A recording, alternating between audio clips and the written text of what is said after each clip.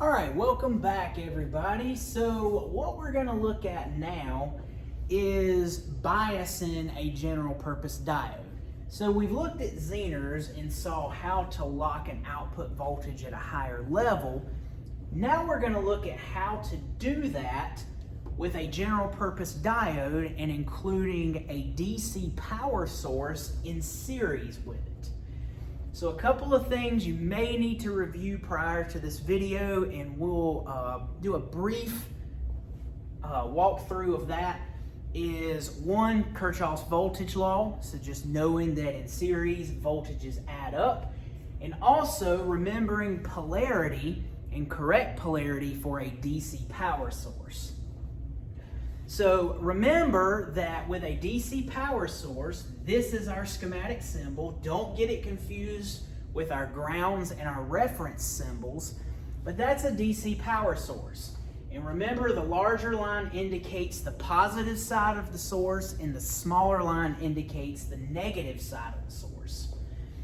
All right, so one thing is to remember that with a general purpose diode, when it's in forward bias, as long as we have at least 0.7 volts, then we can conduct current. And that's what we get when we have forward bias on a general purpose diode. So let's just imagine for a moment that that DC power source wasn't there. If it wasn't there, then this would simply, when it's in forward bias, lock our load at 0.7 volts. So what happens when we want to lock it just a little higher? And sometimes this can be found in amplifier circuits. If any of you have ever dealt with old tube amps or anything with tubes, the old vacuum tubes, basically they're a diode. They have an anode and a cathode, and you can bias those to raise that output voltage or raise the voltage across that diode or that tube.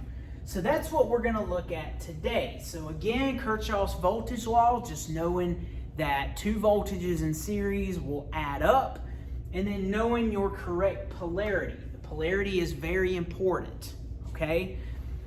Very important, and also important that if you place your leads in a certain direction across that power source, you'll read either a positive or a negative.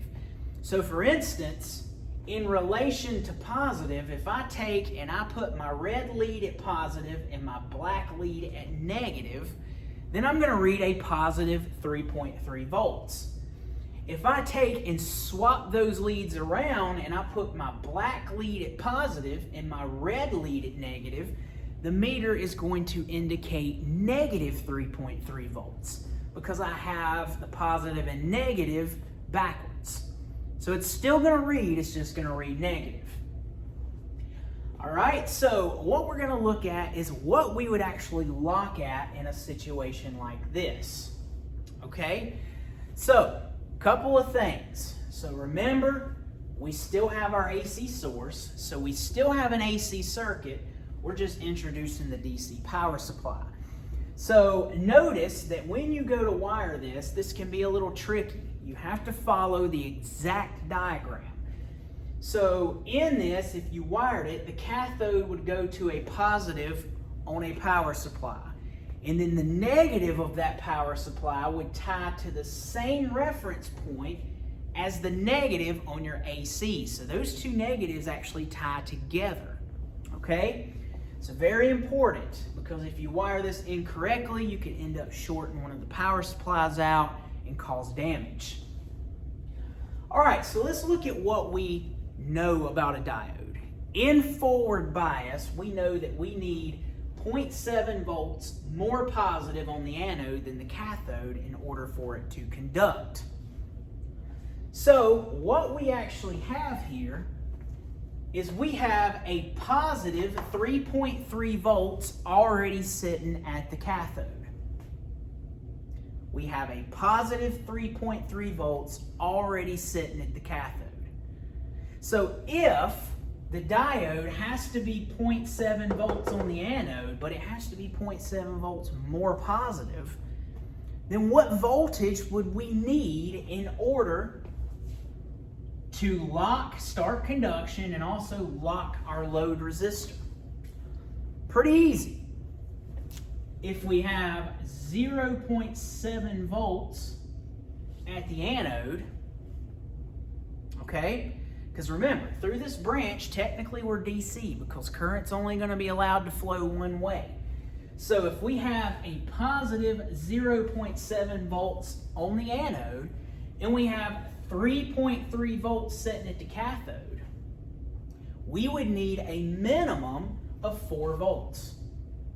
Because if 3.3 volts is already sitting at the cathode and you need 0.7 volts higher on the anode, that means that 0.7 volts plus 3.3 volts, 4 volts is what we would lock at. So that means that we need at least 4 volts across the load resistor in order for this to lock. And once we achieve that, both lock at 4 volts and stay that way. Okay? So let's look at what we would look like. So let's label our upswing and let's label our downswings. So on the upswing, this is my polarity. So when that's my polarity on the upswing, then the anode is positive, so that means that it's going to be forward bias conduction if we have at least the 4 volts. Okay?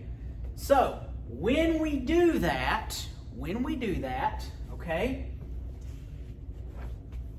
So let's say that upswing, we are forward biased. On the downswing, the anode is now negative. So what does that have to do with the power supply? Nothing. Because if this is open, the power supply is not in a complete circuit. So the power supply, nothing's going to flow through that branch. So on the downswing, when we become reverse bias, then this isn't open like it always is. So technically this is just like the other diode circuits we've worked, except when we're in forward bias, we have to have not only the 0.7 volts, but 0.7 volts higher than what we're biasing to on the cathode. Make sense? So at 4 volts, this will lock. So I've already drawn my 12 volts voltage source. So let's look at what we would look like. Let's look at what we would look like on the upswing. So on the upswing, we know that we are forward biased. So just for a moment, let's just imagine that this whole branch isn't there.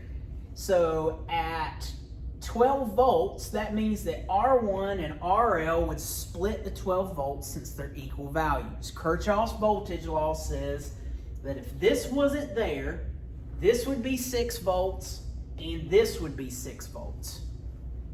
Is 6 volts higher than the 4 volts? It is. So that means that that is plenty to make this diode lock at that 4 volts. So that means that the diode will lock at 4 volts, RL will lock at 4 volts, and just like before, VR1 is equal to VS minus VD. So 12 minus 4 would give me 8 volts. Okay? So let's go ahead and go draw all of our waveforms. So VR1, we're going to have a waveform and label that positive 8 volts. The diode is not going to be that exponential rise because even though we're locking higher, we're still locking. At 4 volts, it says no more, okay? It's limiting it to 4 volts. So we're going to come up and we're going to lock at positive 4 volts, okay? Look a little like a 9. And then VRL, since it's in parallel, is going to do the same. So now let's look at the downswing. When we are on the downswing,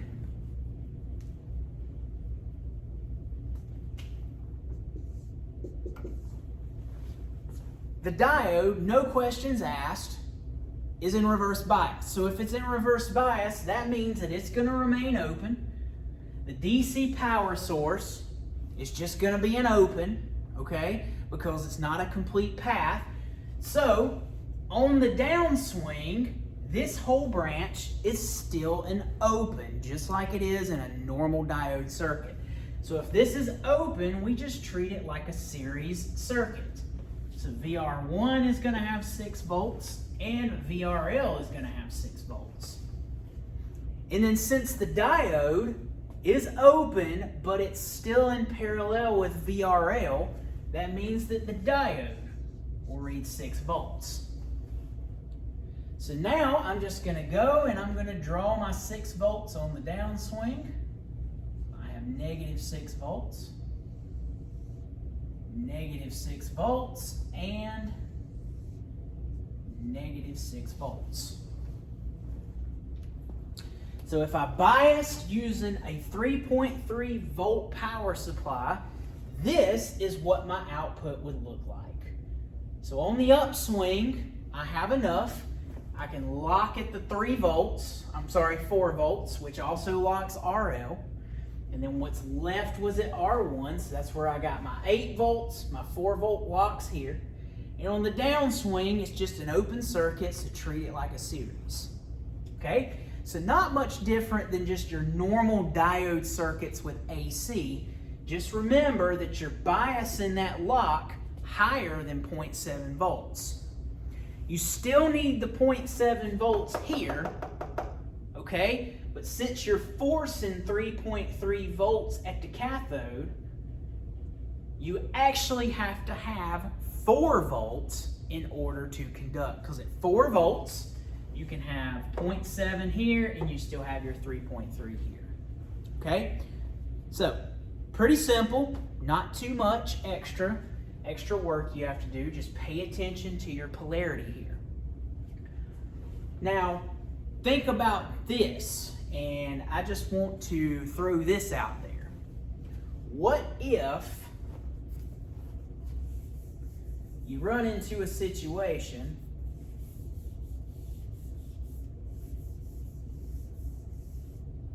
we're going to reduce the voltage source.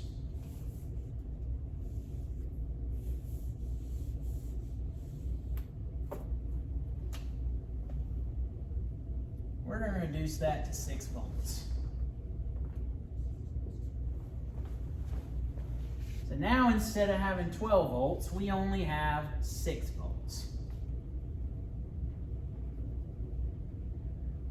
So what happens when we do that? Okay? So let's think about that for a second. So let's look at it. On the upswing, we said that we're forward biased.